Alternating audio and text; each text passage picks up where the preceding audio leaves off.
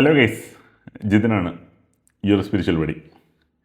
എല്ലാവരും സുഖമായിട്ടിരിക്കുന്നു വിശ്വസിക്കുന്നു.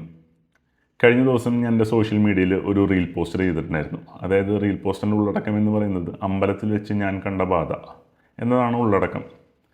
ഇതൊരു എൻ്റെ എക്സ്പീരിയൻസാണ്, എൻ്റെ റിയൽ ലൈഫിൽ ഞാൻ അനുഭവിച്ചൊരു എക്സ്പീരിയൻസാണ്. ഞാൻ വീഡിയോ ചെയ്യട്ടെ എന്നാണ് ചോദിച്ചത്. അപ്പോൾ പലരും ഒരു പോൾ ക്വസ്റ്റൻ ആയതുകൊണ്ട് കുറച്ച് പേര് അതിനകത്ത് ചെയ്യണം എന്ന് പറഞ്ഞു. കുറേ പേര് എനിക്ക് ഇൻസ്റ്റാഗ്രാമിൽ പറഞ്ഞു, ചേട്ടാ ഡെഫിനറ്റ്ലി ചെയ്യണം, കാരണം എക്സ്പീരിയൻസിൽ ഷെയർ ചെയ്ത് കഴിഞ്ഞാൽ മാത്രമേ അല്ലേ ചേട്ടാ ഞങ്ങൾക്ക് അറിയാൻ പറ്റുള്ളൂ, ഞങ്ങൾക്ക് ഈ പറയണം വന്ന സംഭവങ്ങൾ എന്തെങ്കിലും വന്നു പോയിട്ടുണ്ടോ എന്ന് അറിയാൻ പറ്റുള്ളൂ എന്ന്. ഞാൻ ആദ്യ കാലഘട്ടങ്ങളിൽ ഇങ്ങനെ എക്സ്പീരിയൻസ് വീഡിയോസ് ഒന്നും ചെയ്യുന്നുണ്ടായിരുന്നില്ല. വൺ ഓഫ് ദ റീസൺ എന്ന് വെച്ചിട്ടുണ്ടെങ്കിൽ ഞാൻ അനുഭവിച്ചതോ അനുഭവിച്ചു, ഇനി വേറൊരാൾ അനുഭവിക്കേണ്ട, അല്ലെങ്കിൽ വേറൊരാളെയും പറഞ്ഞ് എനിക്കിത് പേടിപ്പിക്കേണ്ട എന്ന് പറഞ്ഞുകൊണ്ടാണ് ഞാൻ വീഡിയോസ് ഒന്നും ചെയ്യാത്തത്. പിന്നീട് ഒരാളോട് സംസാരിച്ചപ്പോൾ അയാൾ പറഞ്ഞു, ചേട്ടാ ഡെഫിനറ്റ്ലി ചെയ്യണം. എന്തുകൊണ്ടെന്ന് വെച്ച് കഴിഞ്ഞിട്ടുണ്ടെങ്കിൽ ഈ പറയുന്ന കാര്യങ്ങൾ ഞങ്ങൾക്കും കൂടി അറിഞ്ഞ് ഷെയർ ചെയ്താൽ ഞാൻ മാത്രമേ ഞങ്ങൾക്കും കൂടി അറിയാൻ പറ്റുള്ളൂ ഈ പറഞ്ഞ കാര്യങ്ങൾ ഇതൊക്കെയാണെന്ന്. സോ പിന്നീട് ഞാൻ ആലോചിച്ചപ്പോൾ ശരിയാണ്, ആ പറഞ്ഞ കാര്യത്തിലും സത്യമുണ്ട്. അതുകൊണ്ടാണ് ഞാൻ എൻ്റെ എക്സ്പീരിയൻസ് വീഡിയോസൊക്കെ ഇപ്പോൾ ഞാൻ ഷെയർ ചെയ്ത് തുടങ്ങുന്നത് നിങ്ങളോട്. ഈ പറയുന്ന സംഭവം, അതായത് അമ്പലത്തിൽ വെച്ച് ഞാൻ കണ്ട ബാധ എന്ന് പറഞ്ഞ സംഭവം നടക്കുന്നത്, ഞാൻ എൻ്റെ മുന്നേ ഒരു വീഡിയോ ഞാൻ ചെയ്തിട്ടുണ്ടായിരുന്നു, തലക്കാവേരി പോയി കുളിച്ചിട്ടുണ്ടെങ്കിൽ തലവര മാറാം എന്ന് പറയുന്ന വീഡിയോ. ആ സെയിം സമയത്ത് തന്നെയാണ് എനിക്ക് ഈ പറയുന്ന എക്സ്പീരിയൻസ് ഉണ്ടാകുന്നത്.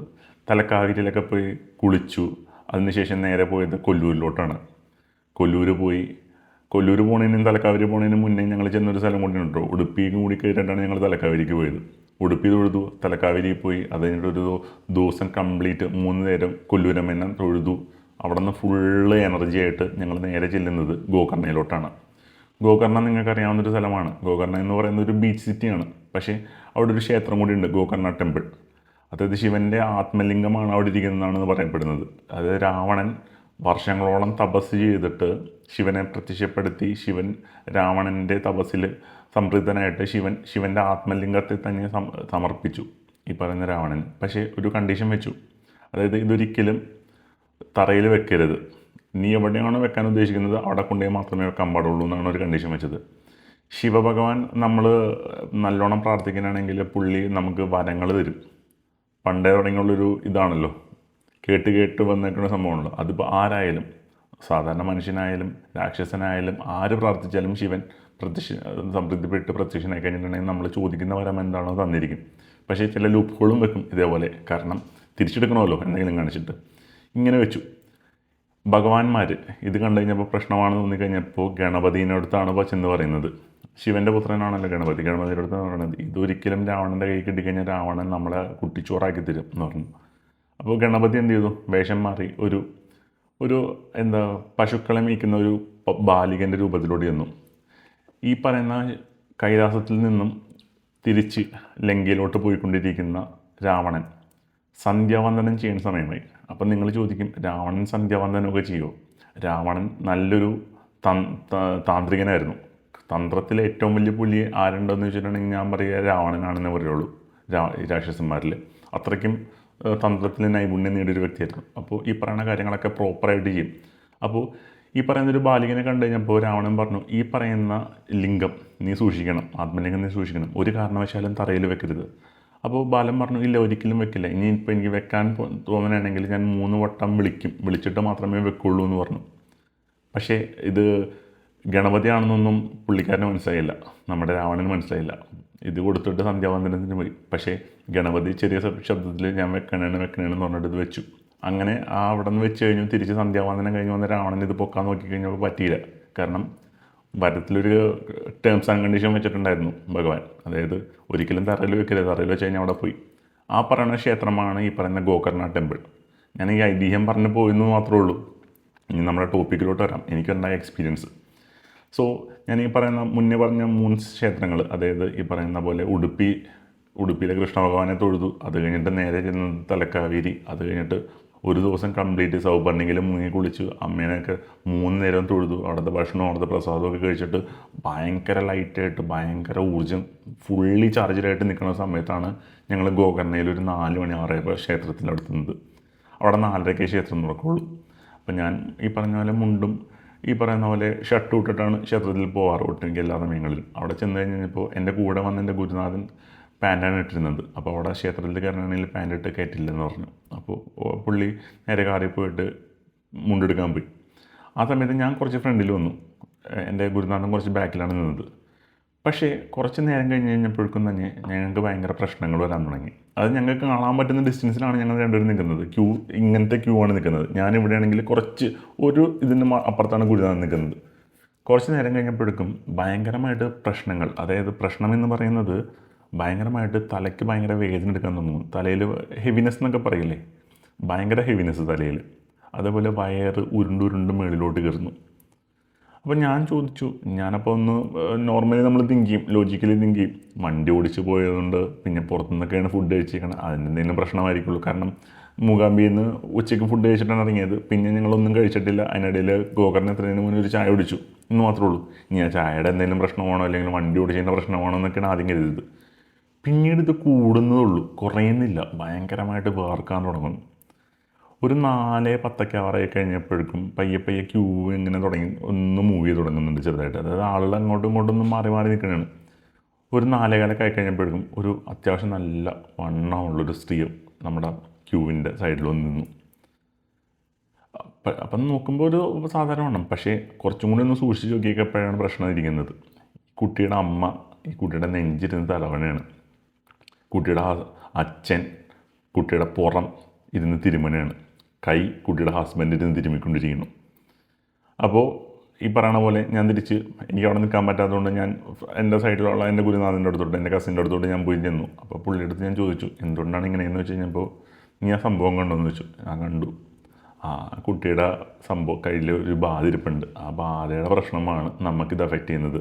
നമ്മൾ അത്രയ്ക്കും ലൈറ്റായിട്ട് നിൽക്കുന്നതാണ്, അതുകൊണ്ട് നമുക്കിത് പെട്ടെന്ന് അറിയാൻ പറ്റും. അപ്പം നിങ്ങൾക്കും ഇങ്ങനൊരു പ്രശ്നം, ഈ പറഞ്ഞ നല്ലൊരു ഊർജ്ജമായിട്ട് നിങ്ങൾ നിൽക്കുന്ന സമയത്ത് ഇങ്ങനത്തെ ഒരു പ്രശ്നം ഉണ്ടെങ്കിൽ നിങ്ങളുടെ ചുറ്റുപാട് ഒരു നെഗറ്റീവ് എനർജി ഉണ്ടെന്നാണ് എൻ്റെ അർത്ഥം. ഞാൻ ഈ പറയുന്ന കാര്യങ്ങളൊക്കെ പറഞ്ഞ് നിങ്ങൾ പേടിപ്പിക്കാൻ ഉദ്ദേശിക്കുന്നില്ല, പക്ഷേ സൂക്ഷിക്കുക. കാരണം പോസിറ്റീവ് എനർജി ഉള്ളതുപോലെ നെഗറ്റീവ് എനർജി ഉണ്ട്. ഈ പറയുന്ന ബാധ ഒന്നും നമ്മളെ കയറി അറ്റാക്ക് ചെയ്യില്ല, പക്ഷേ അവർ നമ്മുടെ ഊർജ്ജത്തെ എടുക്കാൻ നോക്കും. അത് നമുക്ക് ഭയങ്കരമായിട്ട് പ്രശ്നങ്ങളുണ്ടാക്കും. ഈ പറയുന്ന പോലെ ഹെവിനെസ്, വയറ് മേളിലോട്ട് ഉരുണ്ട് കയറാം. അപ്പം നിങ്ങൾ ചോദിക്കാവുന്നൊരു ചോദ്യമുണ്ട്. ഞാൻ എൻ്റെ മുന്നത്തെ വീഡിയോയിൽ പറഞ്ഞ ഒരു കാര്യമാണ്, അന്നേരം ഞാൻ ഈ വീഡിയോയിൽ പറഞ്ഞു പോവാം. അതായത് എന്തുകൊണ്ട് വയറുമ്മ നമുക്ക് കയറി പിടിക്കാം. ഈ പറയുന്ന നെഗറ്റീവ് എനർജി ഫസ്റ്റ് നമുക്ക് നമ്മുടെ ബോഡിയിലോട്ട് എൻ്റർ ചെയ്യുന്ന ഒരു പോയിൻ്റ് ഉണ്ടെങ്കിൽ അത് നമ്മുടെ സോളാർ പ്ലെക്സ് ചക്രയാണ്. സോളാർ പ്ലെക്സ് ചക്രയുടെ ലൊക്കേഷൻ നമ്മുടെ പുക്കിളിന് താഴെയാണ്. പുക്കിളിന് താഴെയല്ല, പുക്കിളിൻ്റെയും നമ്മുടെ ഈ പറയുന്ന വയറിരിക്കുന്ന എക്സാക്ട് സ്ഥലത്താണ്. നമ്മുടെ നെഞ്ചാങ്കോടിൻ്റെ ഏറ്റവും അടിയിലത്തെ പോർഷൻ തുടങ്ങി പുക്കിളിൻ്റെ അവിടെ നിന്നാണ് സോളാർ പ്ലെക്സ് ചക്രയുടെ ലൊക്കേഷൻ ഇരിക്കുന്നത് എക്സാക്ട്ലി. അവിടെയാണ് ഇത് ഒരു അഫക്റ്റ് ചെയ്യുള്ളൂ. ഇത് അഫക്റ്റ് ചെയ്തതിൻ്റെ പ്രശ്നമാകുമ്പോഴാണ് നമ്മുടെ വയറ് കിടന്ന് പ്രശ്നം ഉണ്ടാക്കാൻ തുടങ്ങും. മേളിലോട്ട് ആരോ തള്ളുന്നൊരു ഫീലിങ്സ്. പിന്നെ ഞാനപ്പോൾ നിങ്ങൾക്ക് വേറൊരു ചോദ്യം കൂടി ചോദിക്കാം. അമ്പലത്തിലും കാര്യങ്ങളിലൊക്കെ ഈ പറയുന്ന പ്രശ്നങ്ങളുണ്ടാവുമെന്ന്. പ്രശ്നങ്ങളൊക്കെ ഉണ്ടാകുമ്പോൾ ഡെഫിനറ്റ്ലി, എസ്പെഷ്യലി ഞാൻ നിൽക്കുന്ന സ്ഥലം എന്ന് പറയുന്നത് ശിവക്ഷേത്രമാണ്. ശിവനാണ് ഈ പറയുന്ന പോലെ പ്രേതങ്ങൾക്കും ഭൂതങ്ങൾക്കും ഒരു ആരും തുണയില്ലെന്ന് പറഞ്ഞു കഴിഞ്ഞപ്പോൾ ശിവനാണ് സ്വയമേ വന്നോട് പറഞ്ഞത്, ഞാനുണ്ടാവും നിങ്ങൾക്ക് തുണ. ഏതൊരു ബാധയ്ക്കായാലും ഭൂതത്തിനും പ്രേതത്തിനും കയറി ചെല്ലാൻ പറ്റുന്ന ഒരു ക്ഷേത്രമുണ്ടെങ്കിൽ അത് ശിവക്ഷേത്രമാണ്. സോ ഇവർക്കൊക്കെ അവിടെ കയറി ചെല്ലാം. കാരണം ആരെയും അക്സെപ്റ്റ് ചെയ്യുന്ന ഒരു ഗോഡ് ഉണ്ടെങ്കിൽ അത് ശിവഭഗവാനാണ്. ഞാൻ എൻ്റെ മുന്നത്തെ വീഡിയോയിൽ പറഞ്ഞിട്ടുണ്ട്, ഞാൻ റിപ്പീറ്റ് ചെയ്ത് പറയുന്നില്ല. അങ്ങനത്തെ ഒരു ഗോഡാണ് ശിവഭഗവാൻ. നമ്മൾ ഒരു കണക്കിന് അവിടെ ചെന്നു തൊഴുതു കഴിഞ്ഞു. നേരെ തൊട്ടപ്പുറത്തൊരു ഗണപതി ക്ഷേത്രമുണ്ട്, ഒരു വലിയൊരു ഗണപതി ക്ഷേത്രം. നേരെ അവിടെ പോയി തൊഴുതു, കുറച്ച് നേരം മെഡിറ്റേറ്റ് ചെയ്ത് കഴിഞ്ഞപ്പോൾ തിരിച്ച് നമുക്ക് പോയ ഊർജ്ജം നമ്മൾ അവിടെ നിന്ന് തിരിച്ച് എടുത്തു. സത്യം പറഞ്ഞാൽ ഇതൊക്കെ എനിക്ക് എൻ്റെ ലൈഫിൽ വന്നൊരു അനുഭവങ്ങളാണ്. ഇതൊക്കെ എൻ്റെ പാഠങ്ങളാണ് ശരിക്കും പറഞ്ഞിട്ടുണ്ടെങ്കിൽ.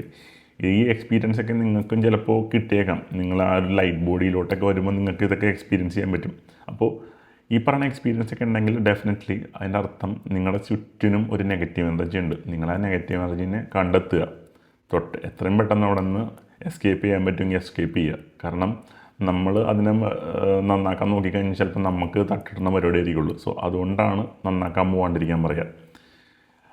ഈ ഒരു കാര്യം പറഞ്ഞ സ്ഥിതിക്ക് ഞാൻ വേറൊരു കാര്യം കൂടി പറഞ്ഞിട്ട് പോവാം. കാരണം കഴിഞ്ഞ ദിവസം ഞാൻ മുന്നൊരു വീഡിയോ, എൻ്റെ ഒരു എക്സ്പീരിയൻസ് വീഡിയോ ചെയ്തിട്ടുണ്ടായിരുന്നു. അതായത് എനിക്കുണ്ടായ റിയൽ ലൈഫ് ആഭിചാരത്തിൻ്റെ എക്സ്പീരിയൻസ്.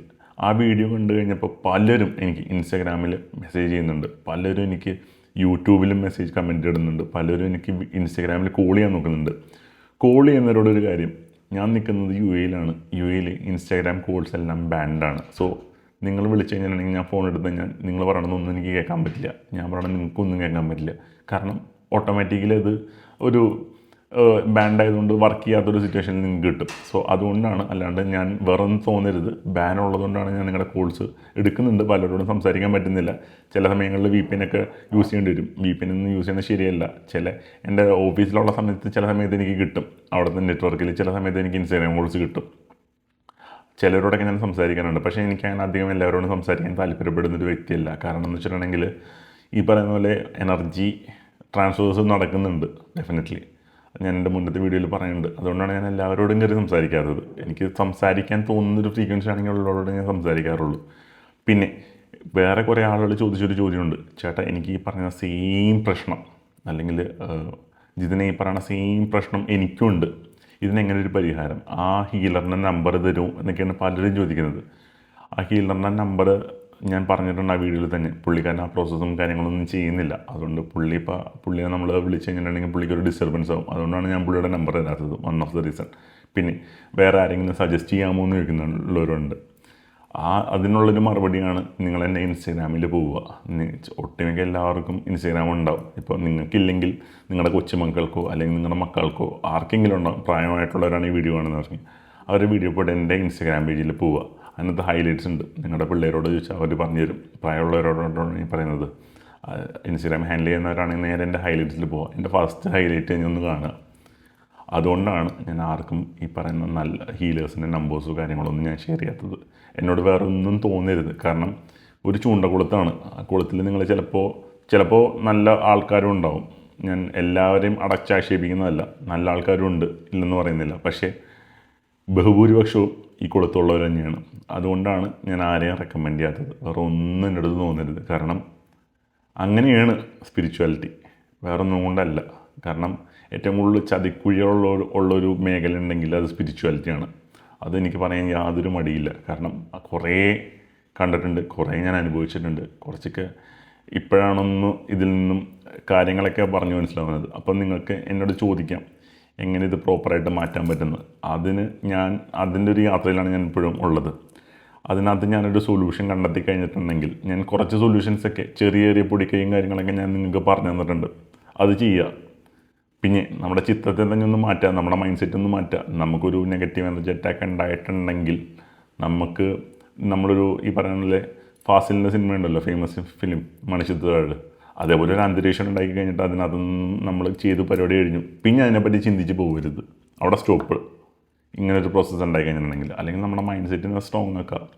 നിങ്ങൾ കൂടുതലൊന്നും ശ്രദ്ധിച്ചിട്ടുണ്ടോ, ഈ ഏത്തിസ്റ്റുകൾക്ക് ഈ പറയുന്ന കാര്യങ്ങളൊന്നും അഫക്റ്റ് ചെയ്യുന്നുണ്ടാവില്ല. കാരണം അവരുടെ മൈൻഡ് സെറ്റ് ഭയങ്കര സ്ട്രോങ് ആയതുകൊണ്ടാണ് അവർക്ക് ഈ പറയുന്ന കാര്യങ്ങളൊന്നും അവരിലോട്ട് വരാത്തത്. അവർക്ക് വരണുണ്ടാവും, പക്ഷേ അവരുടെ മൈൻഡ് സെറ്റ് സ്ട്രോങ് ആയതുകൊണ്ട് അവർ ഇതിനെ അങ്ങനെ കാണുന്നുള്ളൂ. നമ്മളൊരു ലോല ഹൃദയമാവുമ്പോഴാണ് ഇങ്ങനത്തെയൊക്കെ പ്രശ്നങ്ങൾ ഉണ്ടാകുന്നത്. നമ്മൾ പ്രാർത്ഥിക്കുക, ജപിക്കുക, മാനിഫെസ്റ്റ് ചെയ്യുക, ഇതൊക്കെ ഞാൻ പറയുന്നുള്ളൂ. അല്ലാണ്ട് ഞാനൊരിക്കലും ഏത്തിസ്റ്റ് ആവാൻ പറയുന്നില്ല. കാരണം പ്രപഞ്ചത്തിലൊരു ഊർജ്ജമുണ്ട് ഡെഫിനറ്റ്ലി.